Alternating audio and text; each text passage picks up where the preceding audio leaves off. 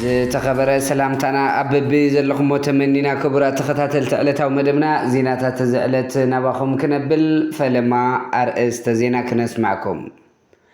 ውስናት ኣካላት ንምርካብ ቂም ንምውርራድን ተባሂሉ ብሄራዊ ረብሓ ትግራይ ዝጎድእ ምንቅስቓስ ምግባር ሓላፍነት ዝጎደለ ተግባር እዩ መግለፂ ቤት ጽሕፈት ፕሬዚደንት ግዚያዊ ምምሕዳር ትግራይ። ነዚ ስዒቡ ኣቶ ጌታቸው ረዳ እውን ዝሃብዎ መልሲ ኣሎም። ኣብ ወልቃይትን ደጓዓታት ሽረላ ደጀናን ጽልዕሎን ኣውራን ካልኦትን ንእሽተይ ጣብያታት ዝርከቡ ምልሻታት ክዘምቱ ብሓይልታት ኣምሓራ ፃውዒት ቀሪብሎም ኣይተቐበልዎን። ንስምምዕ ፕሪቶርያ ዝጠስ ፕሮፓጋንዳ ሰመዚ መንግስቲ ኢትዮጵያ ጠጠው ይበል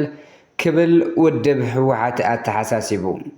ኣብ ኣሜሪካ ዝርከብ ኤምባሲ ኤርትራ ሰራዊት ኤርትራ ብመሰረት ውዕል ኣልጀርስ ኣብ ሉዓላዊ መሬት እየ ዘለኹ ይብል ኣሎም። ኣብ መወዳእታ ተዋረድ ዝበሉ ኣብ ሰማያት ምርኢት ኣብ መሬት ጥሜት ይካየደሉ። ሕዚ ድማ ናብ ዝርዝሮም ክነስግረኩም።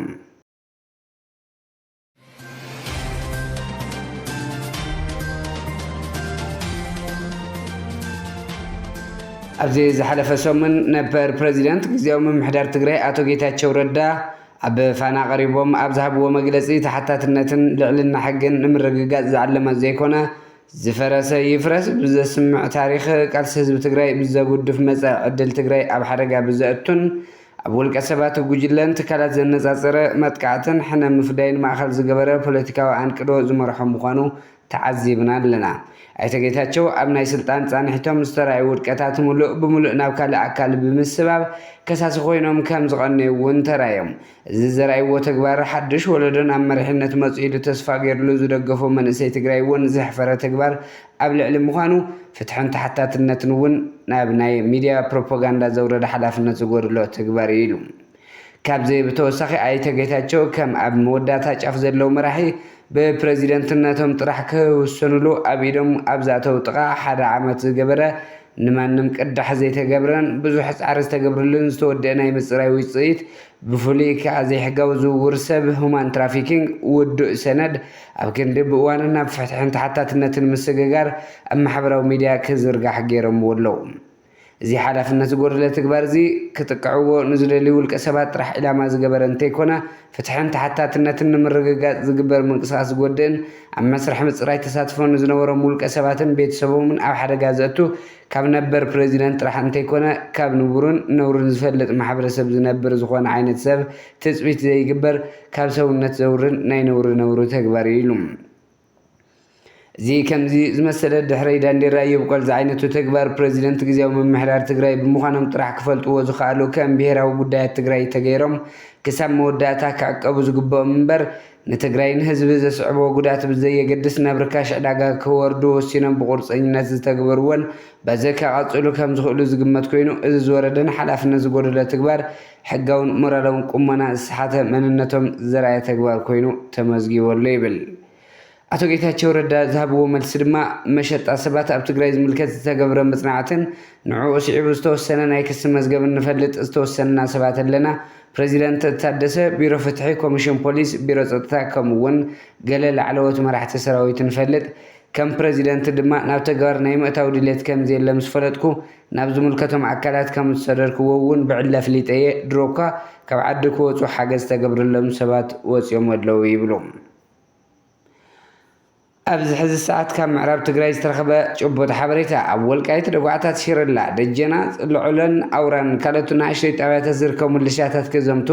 ብሓይልታት ኣምሓራ ፃውዒት ቀሪብሎም ኣይተቐበልዎን። ነዚ ስዒቡ ናይቲ ከባቢ ነበርቲ እምቢ ብምባል ቁፅሮም ብርክት ዝበሉ ሰባት ናብ በረኻ ኣትዮም ከም ዘለው ተፈሊጡ። ተጋሩ ይመፅኹም ኣለው መሬትና ገዛና መረበትና ኢሎም ካብ ዓድኹም ከፈናቐልኹም እዮም ዝብል መፈራርሒ ክጥቀምሉ ዝፈተኑ ካድረታት ክልል ኣምሓራ ካብ ተወለድቲ ምዕራብ ትግራይ ቃል ብቓል ኣሕዋትና እዮም ናብ ዓዶም ይመለሱ ኢሎም ኣቕቢፆም ኣለው። ኣብ ኣኼባታት ካድረታት ኣምሓራ ረጊፆም ዝወፁ ክልተ ተጋሩ ውልቀቶት ተቐቲሎም ከም ዘለው ኣብ መንጎቶም ደቂ ዓድን ወረርቲ ሓይልታትን ሰፊሕ ኣፈላላይ ከም ዘለውን እናተፈለጠ እዩ። ኣብ ምዕራብ ትግራይ ዝምዕብል ዘሎ ኩነታት ንፀላእቲ ህዝቢ ትግራይ ዘርዕድ ኮይኑ ይቐፅል ኣሎም። ንስምምዕ ፕሪቶርያ ዝጥሕስ ፕሮፓጋንዳ ሰመዚ መንግስቲ ኢትዮጵያ ጠጠው ይበል ክብል ውድብ ህወሓት ኣተሓሳሲቡ። أب سممع بريتريا عنك سلستة نص قصري سلستة تفرارمت تسممع زخون حواحة المنجس فيدرالن اتحدى قبل الاتحدى كله ملكع نايس لن كرهنت بروباغندا خقطو بكم زقبا يدنقق انتوانا جن منجس إثيوبيا نتدنقاق بمتحس بسبب سلطان خونه ناي ميديا سراويت ابيلو قبل عليه حزب تግራይን ፖለቲካዊ ውዳበታቱን ትካላቱን ሰፊሕ ወፍሪ ፕሮፓጋንዳ አምክያድ ይርከብ ይብል እዚ ወፍሪ ፕሮፓጋንዳ ምስቲ ብሰንኪ መንግስቲ ኢትዮጵያ ዛጊድ ዘይተፈጸመ ስምምዕ ተኣሳሲሩ ኣብቲ ደላይ ሰላም ዝኾነ ህዝቢ ማሕበረሰብ ዓለምን ከቢድ ስጋት ፈጢሩሉ ኢሉ መንግስቲ ኢትዮጵያ ኣብ ክንዲ ስምምዕ ፕሪቶሪያ ብመተግባር ነቲ ብጥይት ወረርቲ ሕማምን ጥሜትን ዝሃለቕ ዘሎ ህዝቢ ዘድሕን ተግባራዊ ስጉምቲ ምውሳድ ሓደሽቲ ሰበኽቲ ፅልን ቅርሕንትን እናታረየ ኣብ ልዕሊ ህዝቢ ትግራይን ትካላቱን ወፍሪ ኣብ ምክያድ ተፀሚዱ ይርከብ ኢሎም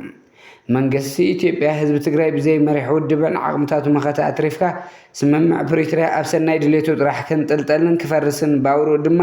ዛጊድ ክቐፅል ዘሎ ጀኖሳይድ ህዝቢ ትግራይ ከየብቅዕ ነተገለባባጣይ ባህሪ ሓሶቱን ክሕደትን ኣቶ ጌታቸው ረዳ ተበሊፁ ዘካይዶ ዘሎ ወፍሪ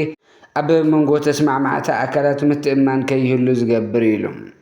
ህወሓት ኮነ ህዝቢ ትግራይ ሕዝውን ኣብ ሰላም ካብ ዘለዎም ጽኑዕ ቅዋም ነዞም ብሰመዝን ካድረታትን ብልጽግና ከምውን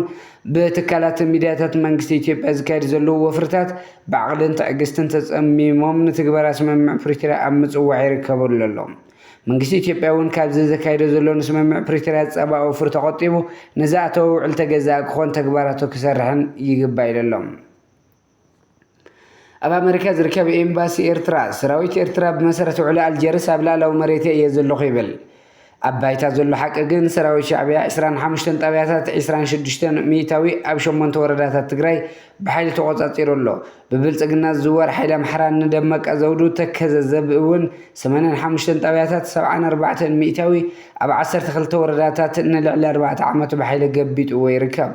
ዝተመዛበለ ህዝቢ ናብ መረበቱ መምላስን ግዛእታዊ ሓድነትን ንጻት እውን ዘይንዋገየሉ ቀንዲ ውራይና ክኸውን ይግባእ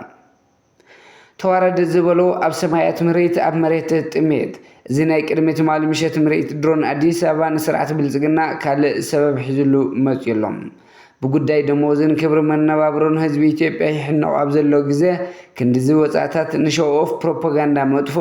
እቲ ስርዓት ወላ እውን ንገዛእ ርእሱ ኣብ ዘይጠቅም ናይ ኣሽከዕላል ፋንታዚ ምእታው ዘርኢ እዩ እዚ ድማ ማሕበራዊ መራኸብታት ብሰፊሑ ጽላል እምበር ምዕባል ኣይኮነን ብዝብል ርእይቶታት ተዓዘብቲ ኣዕለቕሊቑ ይርከብ እቲ ካልኣይ ዝኸፍአ ከዓ እዚ ናይ ድሮን ምርኢት ብትካል ሃገራዊ ድሕንነት ሓበሬታ መርበባት ኢንሳ ከም ዝተመሃዘ ኮይኑ ቀሪቡ እንተኾነ ግን ነቲ መደብ ኣብ ዝተፈላለዩ ሃገራት ብምኻድ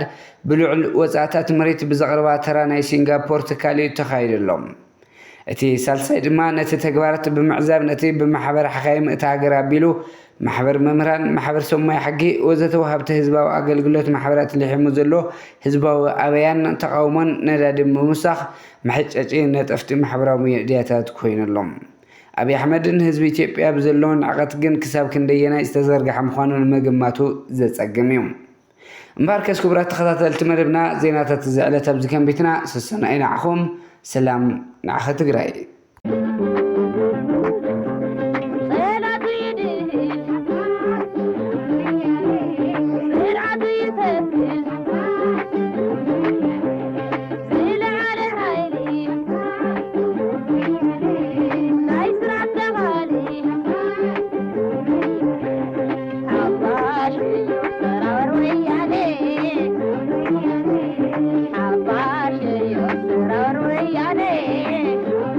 Yeah.